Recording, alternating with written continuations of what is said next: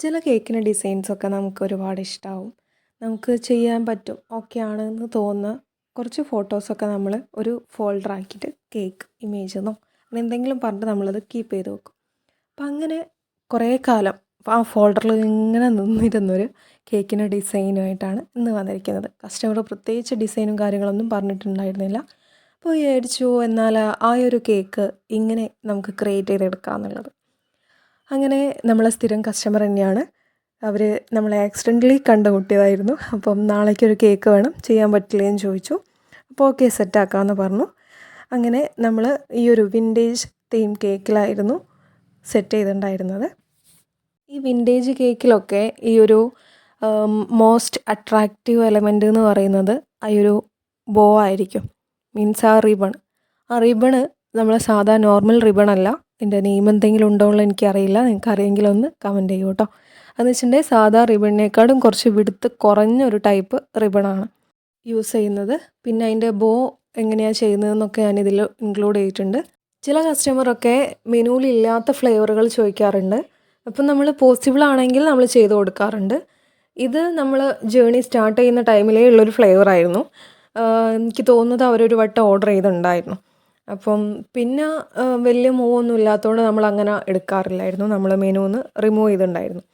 Then flavour വരുന്നത് പിസ്തയിലായിരുന്നു ചെയ്യാൻ പറഞ്ഞിട്ടുണ്ടായിരുന്നത് കേട്ടോ.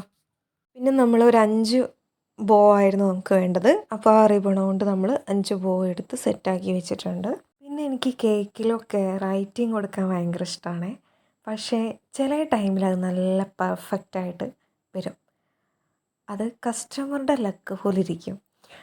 അപ്പോൾ ഈ ഒരു കേക്ക് സംഭവം സെറ്റായി വന്നിട്ടുണ്ടായിരുന്നു. അപ്പോൾ അവർ പറഞ്ഞ റൈറ്റിങ് അതിൽ റൈറ്റ് ചെയ്ത് കൊടുത്തിട്ടുണ്ട്. കളറ് ഒന്നും പറഞ്ഞിട്ടുണ്ടായിരുന്നില്ല. അപ്പം ലൈറ്റ് കളറിൽ കുറച്ച് ഡാർക്ക് കളറായാലല്ലേ ലുക്ക് ഉണ്ടാവുള്ളൂ. അങ്ങനെ നമ്മൾ കുറച്ച് ഡാർക്കായിട്ടുള്ള കളർ വെച്ചിട്ട് സെറ്റ് ചെയ്ത് റൈറ്റിങ് കൊടുത്തിട്ടുണ്ട്. ഹാപ്പി ബർത്ത്ഡേ നീനു എന്നായിരുന്നു പറഞ്ഞിട്ടുണ്ടായിരുന്നത്. അപ്പോൾ അത് സെറ്റ് ചെയ്തു. ഇനി നമുക്ക് അതിൽ റിബണും കൂടെ വെച്ച് കഴിഞ്ഞാൽ കംപ്ലീറ്റ് ആയിട്ടുണ്ട് കേക്കിൻ്റെ വർക്കും കാര്യങ്ങളൊക്കെ. അപ്പോൾ ഒരു 5 എണ്ണമായിരുന്നു വെക്കാൻ ഉണ്ടായിരുന്നത്. 2 ഇതും ജോയിൻ ചെയ്യുന്ന ഒരു പാർട്ടിൽ ആ ഒരു റിബണ് വെച്ചിട്ട് നമ്മൾ കേക്കിൻ്റെ ലുക്ക് കംപ്ലീറ്റ് ചെയ്യണം. ഈ ഡിസൈനെല്ലാം ടോൾ കേക്കാക്കി ചെയ്താലേ ലുക്ക് ഉണ്ടാവുള്ളൂ. അതുകൊണ്ട് തന്നെ നമ്മൾ ഹാഫായിട്ടും കൂടെ തന്നെ അത് ടോളാക്കിയിട്ടാണ് ചെയ്തിട്ടുണ്ടായിരുന്നത് കേട്ടോ. 500 ഗ്രാമിൻ്റെ ടോൾ കേക്കാണ്. അപ്പോൾ കേക്കിൻ്റെ ഫൈനൽ ലുക്ക് വരുന്നത് എങ്ങനെയാണ്, കാണാൻ എങ്ങനെയുണ്ട് എന്താണെന്നൊക്കെ ഉള്ളത് നിങ്ങൾ കമൻറ്റിൽ ഇട്ടോളേ. കസ്റ്റമറെ ഫീഡ്ബാക്ക് ഞാൻ പറഞ്ഞ് ചളാക്കുന്നില്ല, ഞാൻ ഇതിൻ്റെ കൂടെ അറ്റാച്ച് ചെയ്യാം, നിങ്ങൾ തന്നെ കേട്ടോളേ. അടിപൊളിയാണ് കേട്ടോ. അത് മുറിക്കാൻ തോന്നില്ല. അതിൻ്റെ ഡിസൈനൊക്കെ നൈസായിരുന്നു. ക്യൂട്ട് കേക്ക്, നല്ല ടേസ്റ്റ് ഉണ്ടായിരുന്നു. ഇതൊക്കെ കേട്ടാൽ ഏതൊരു ബേക്കറാണ് ഹാപ്പി ആവാതിരിക്കുക.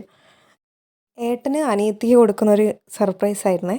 അപ്പോൾ ഒന്നാമത് നമ്മളിത് സെറ്റ് ചെയ്ത് കഴിഞ്ഞിട്ടുണ്ടെങ്കിൽ നമ്മളൊന്ന് ജസ്റ്റ് ഓക്കെ ആണോ എന്ന് ചോദിക്കാൻ കസ്റ്റമർക്ക് അയച്ചു കൊടുക്കാറുണ്ട്.